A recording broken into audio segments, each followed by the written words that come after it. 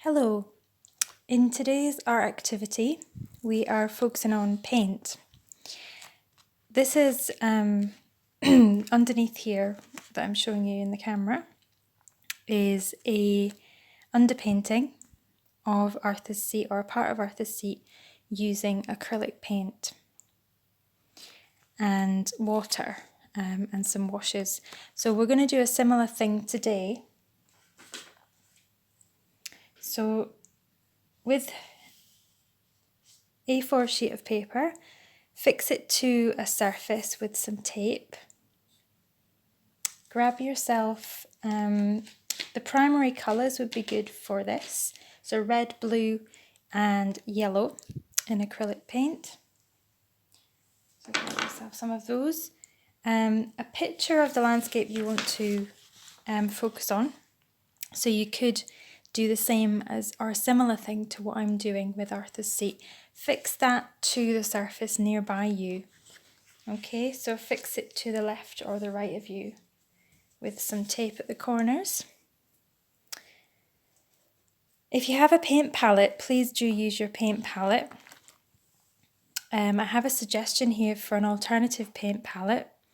I like kind of making temporary paint palettes, ones where I can just kind of come back to them if I want, or I can just scrub them and use them for something else. So this is a Polly Pocket with some white paper underneath inside. And what I've done already is I've started to mix up the colours. So today we're going to be mixing up an orange, we're going to be mixing up green, we're going to be using individually yellow and blue. So those would be a starting suggestion. So having an orange colour, a green, a blue and a yellow. I wouldn't advise using anything particularly strong like a red colour at this point for a landscape picture. Okay, so the types of brushes that you're going to need for this are a flat-headed brush. It could be this type of rough bristle or a softer bristle, and that's just for the water to go on. Okay, so we're going to just apply that just now. You can pre-wet your paper. You can pre-wet it on both sides and let it dry. But for this demonstration,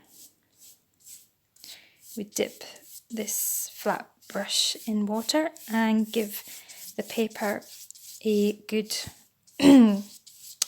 wash of water. So all you need for this demonstration is to do this with the brush, just from left to right and back again. And then that's the use of this brush. So you can pop that brush aside. The next brush that you'll need, the next two brushes that you'll need, are another sort of medium flat-headed brush here, or something a little bit smaller would be fine as well. If it has rough bristles, even better. And then a finer point brush with rough or nylon bristles as well.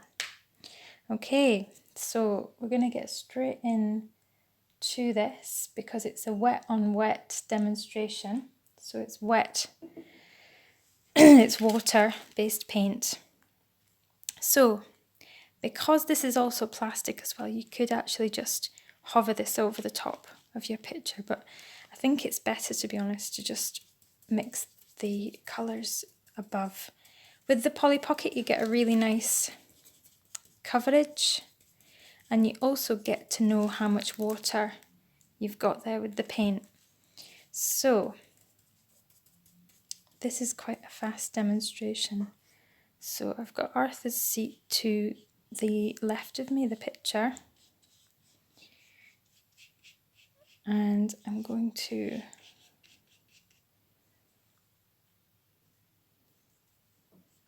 put some green, just a basic wash of green. I'm actually going to dilute that even more.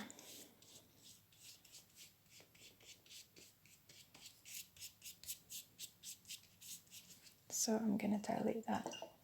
And the other useful prop that you need for this are a few sheets of kitchen roll folded up, so folded into quarters, and this is to take the excess water and excess paint off your brush.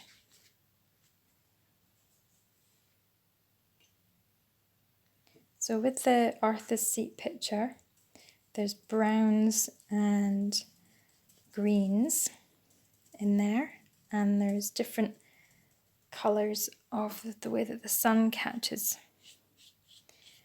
that landscape. And it's a landscape that we all recognise, so I thought for a demonstration it'd be quite a good one, even if you don't have a picture, to do. So the reason I'm putting orange straight onto this is because it's a vibrant colour that's actually in the landscape, but it's not a prominent feature, it's just more of an under colour. And part of wet on wet technique is adding water to another already soaked with water surface, and also part of wet on wet is removing the water with a rag or with a kitchen towel. So this is really a demonstration about the application of paint on water and then the removal of paint and water. And you do have to work fast, and it's important to also, after you've worked fast on this, it's important to let it dry as well. So what I'm going to do just now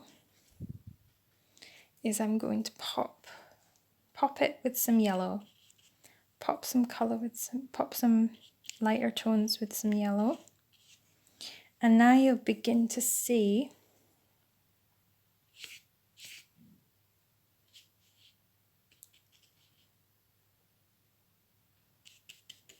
those defined parts to Arthur's Seat that you get, those lovely defined parts. So we're just gonna do that. Now, very, very, even more quickly than this, we're just going to dry off this brush, pop that to the side, and this will be quite a drenched rag or kitchen towel, which is fine. Take another piece of kitchen towel and fold it and fold it and fold it into a tube.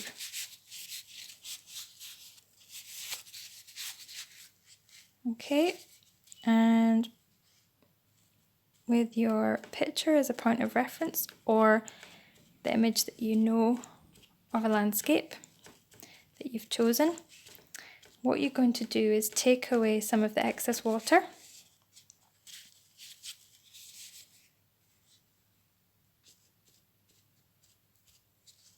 But what you're also doing at the same time is looking for those lighter areas. Okay, so down here there's quite a lot of water, so we're just going to take that up. And we're going to take that up just so that the paper lasts a lot longer, and also so that when it's dried later, you can come back and add more. Okay, so now we're just going to take this brush, the last little brush here, and with the last bit of this demonstration, we're going to go in, and please take as long as you want with this part. We're going to go in and add some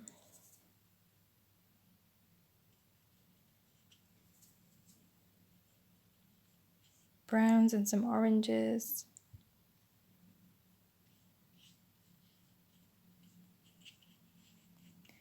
And it will get a little bit muddy. but that's okay because you can take that away with the rag. And also it's good to get a bit of definition here.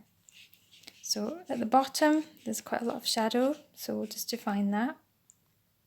And there we go.